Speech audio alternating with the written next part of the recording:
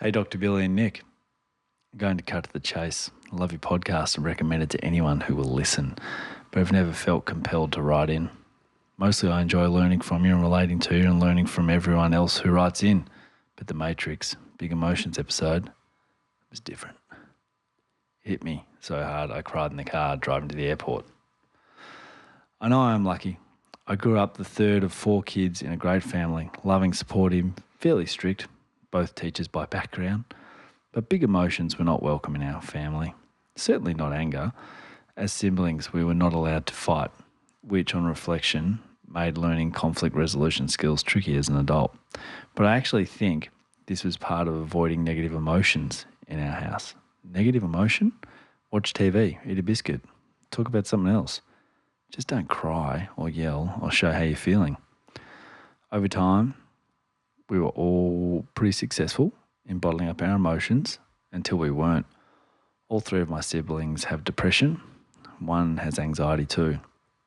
One tried to kill himself as a teenager and failed, thank goodness, and continues to battle depression. Me? I self-harmed to deal with the negative feelings through late high school and my early 20s, developed disordered eating and fell into deep depression in my mid-20s. Desperate, I sought the help of psychologists and had a course of life-changing cognitive behavioural therapy. Bang. That's a CBT for listeners. Yep. A loving, accepting, level-headed, supportive husband has helped too. In my late 30s, I'm a different person. My emotions no longer control or define me, and I can't believe how much easier it is to cope with adversity when I approach it with acceptance and patience.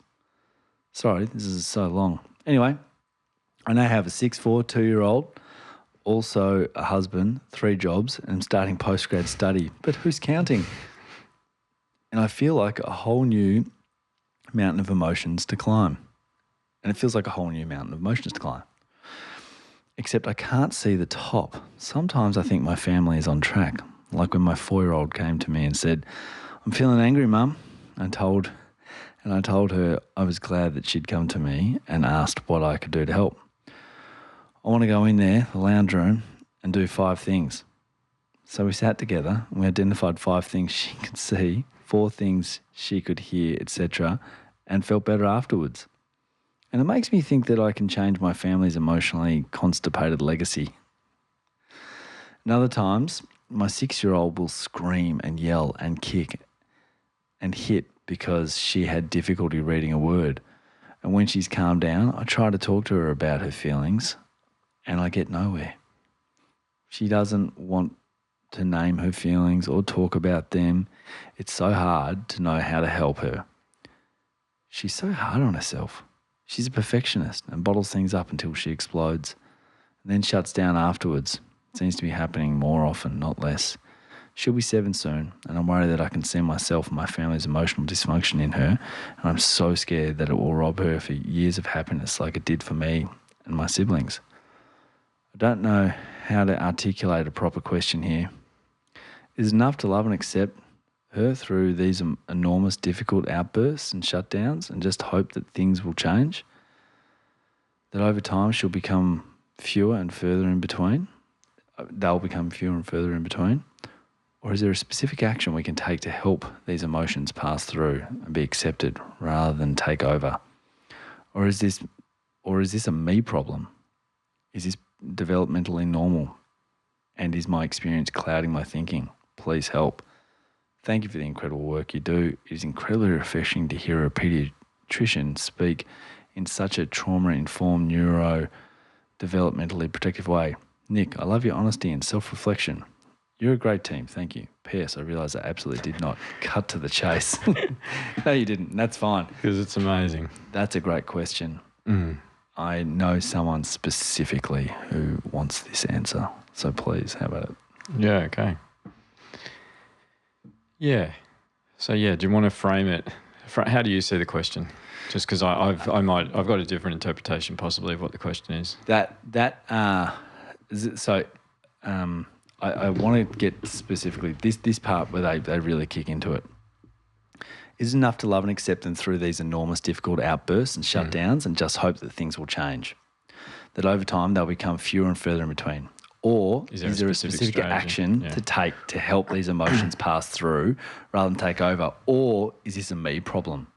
Is this developmentally normal? And is my experience clouding my thinking? No. So yes, it is enough to love them, and it's the most important bit. No, it's not a me problem. It's a me solution. That's already cheesy enough, but it's that beautiful, that like saying of like someone's stuck in a hole and the doctor walks past and throws medication down, the priest walks past and throws a prayer down, and like someone else throws past and throws something else down. The person's in the hole being like, this doesn't help. I'm acutely aware that I throw prescriptions down. I don't throw prayers down. But what I also try and do is what this mum will do for herself now that she's gotten harder, and she'll do for her daughter now, is she'll climb down into the hole and say, I know the way out. Like, that's why I'm down here. And she will know the way out for herself from the former traumatic experience that she's healed from. She will know the way through it for her daughter. The only slight bit, and yes, like neurotypical developmentally, like we always struggle with saying things are normal, because what is normal? It's a bit like negative emotions. There are no negative emotions, but typical development is what you're talking about in a child who's got a sensitive temperament, but a beautifully responsive parent. The responsiveness is the only thing that is the important bit, that potentially someone with such a high level of capacity could do a bit more. Sometimes when we put pressure on our kids to name our emotions, what's going on and all that stuff, we've actually got to back off and say, this is what works for me as a 30-year-old, this is a 6-year-old. Getting them to name it afterwards is actually not helping them. So I'm going to be responsive and realise that and back off a bit. Okay. Hold the love, hold the care, hold the I'm unconditionally here to support you. But sometimes the pressure, like most of the time, parents that are really good, and I'm maybe unfairly putting myself in that group, we speak too much to our kids. We just talk too much. Yeah. A lot of mental health first aid and that national program's coming for young kids is not what we say. It's how we are, how we hold our body language, and we do say things, the tone of our voice, how slow it is, how deep it is, how soft it is, what our body language is like. Our eye level is at theirs or below. Our body is open. We're not confrontational. We sit with them. We walk with them. We open up that space. That's a therapeutic practice. It's why you're more likely to disclose uncomfortable stuff to someone you're sitting next to them in a car or walking around a park with them than you are sitting across the desk from them. That's why I'm advocating for our clinics to do stuff outside and just walk around the park. I do every meeting, no matter how bad the weather is. I'm like, all my lunchtimes have meetings in them. When they're in person, I'm like, we're walking, because I just feel more comfortable. That's a lot of kids as well.